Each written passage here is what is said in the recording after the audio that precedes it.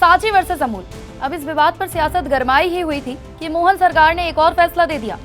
सरकार ने राज्य कोऑपरेटिव डेयरी फेडरेशन और उससे जुड़े दुग्ध संघों का प्रबंधन और संचालन के लिए अगले 5 सालों तक राष्ट्रीय डेयरी विकास बोर्ड के साथ MOU कर लिया है।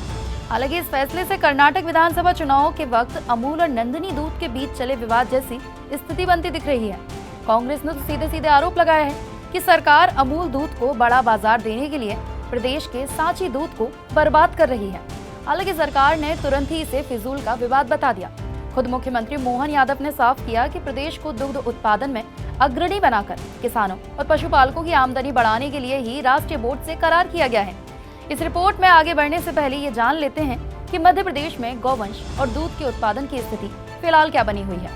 तो सबसे पहले आपको बताते चलें, हर रोज 5.51 करोड़ लीटर दूध का उत्पादन होता है। 2.19 करोड़ गौवंश है जो देश की कुल जनसंख्या का 9% है।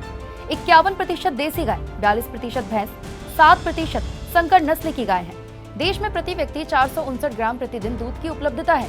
MP में देश के कुल दूध का 9 से 10% उत्पादन है। सरकार के द्वारा 5 साल में इसे दुगना करने की योजना बनी है। मध्य प्रदेश में देश के कुल दूध का उत्पादन 9 से 10% होता है, जो यूपी और राजस्थान के बाद सबसे ज्यादा है। सरकार का लक्ष्य अगले 5 साल में इसे दुगना करने का है, जिसका खाका अब राष्ट्रीय डेयरी विकास बोर्ड बनाएगा। अब सब ठीक है तो समस्या क्या है जिसे दूर करने के लिए सरकार ये कवायद कर रही है? तो आपको बताते चलते हैं कि आखिर दिक्कतें क्या आ रही हैं। सबसे पहले MP में सहकारिता के माध्यम से केवल 2% दूध का संकलन होता है। राष्ट्रीय स्तर सहकारी से 10% दूध का संकलित। तीसरा, 5 सालों में ज्यादातर दुग्ध संघों में दूध के व्यापार में कमी आई है। सरकार का दावा है कि NDDB के आने से राज्य में दूध उत्पादन में काफी सुधार होगा। NDDB यानी राष्ट्रीय डेयरी विकास बोर्ड के दूसरे राज्यों में प्रदर्शन के बारे में भी आपको बताएंगे, लेकिन पहले इस फैसले को लेकर हो रही सियासत को जान लेते हैं। विपक्ष को सरकार के इस फैसले से ऐतराज है। उसे लगता है कि ये सांची को अमूल को देने का बैकडोर प्लान है। वहीं सरकार का कहना है कि इससे किसानों की आमदनी बढ़ेगी। कांग्रेस भ्रम फैला रही है। मुझे बड़ा आश्चर्य हुआ आज जब मुझे जानकारी मिली कि सांची जो मध्य प्रदेश का एक बहुत मिल्क प्रोडक्ट का एस्टैब्लिश ब्रांड है, मध्य प्रदेश की शान है, मध्य प्रदेश इस ब्रांड को ट्रस्ट करता है और ये ब्रांड घर घर तक पहुंचता है। उसको बहुत दिनों से अमूल टेक ओवर करने की कोशिश कर रहा था। अमूल गुजरात की एक ब्रांडेड कंपनी है।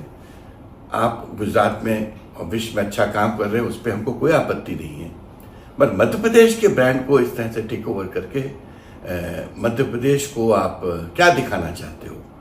मैं इसका ऑपोजिशन करता हूँ, मैं इसका विरोध करता हूँ और इस प्रकार का अगर टेक ओवर मध्य प्रदेश की सरकार परमिट करेगी तो ये गुजरात के सामने घुटना टेकना हो जाएगा। दूसरी तरफ राज्य के पशुपालन मंत्री लखन पटेल ने विवेक तनखा के बयान पर पलटवार करते हुए स्थिति पर सरकार का पक्ष रखा है।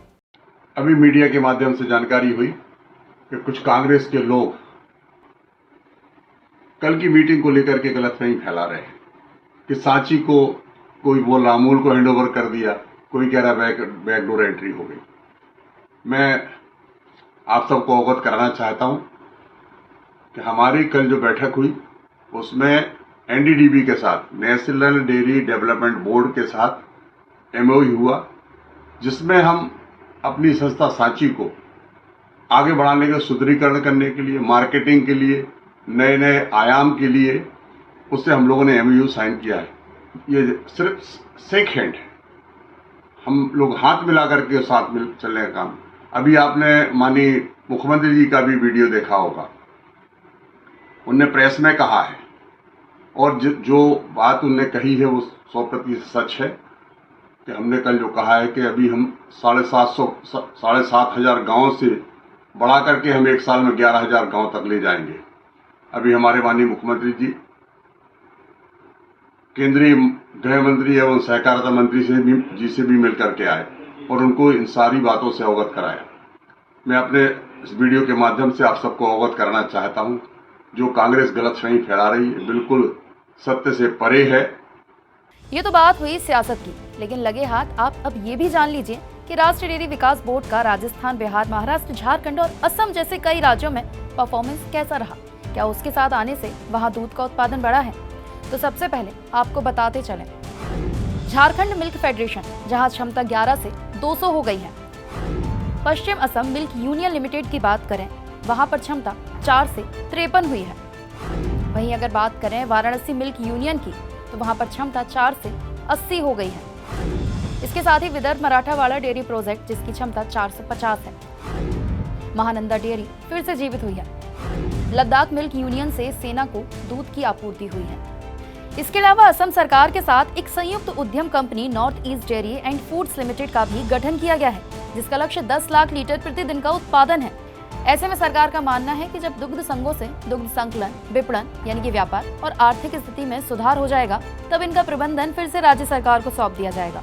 तब तक इस त्रिपक्षीय समझौते से मध्य प्रदेश में डेयरी का समग्र विकास होगा, जिससे किसानों की आय में वृद्धि होगी और राज्य की आर्थिक स्थिति भी मजबूत होगी। सरकार का दावा है कि इन उपायों से 5 साल में दूध उत्पादन दुगना होगा। राज्य के 40,000 गाँवों में किसानों की आमदनी बढ़ेगी, साथ ही वो बायो रसोई और ऑर्गेनिक खाद का भी उत्पादन करेंगे।